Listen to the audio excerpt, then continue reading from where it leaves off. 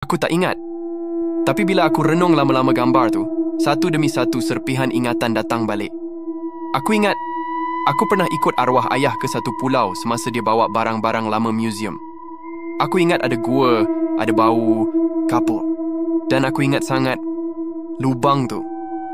Maksudnya, aku dah pernah masuk. Lelaki tua tu bangun, jalan pergi. Tapi sebelum tu, dia pesan satu ayat terakhir. Kau dah ditanda.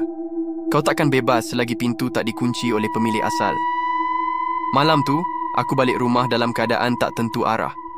Aku korek semua gambar lama dalam kotak. Dan, ya, ada satu gambar lama arwah ayah dengan aku kecil berdiri kat pantai yang sangat familiar. Batu hitam, pokok condong dan bentuk tebing yang sama macam dalam pulau tu.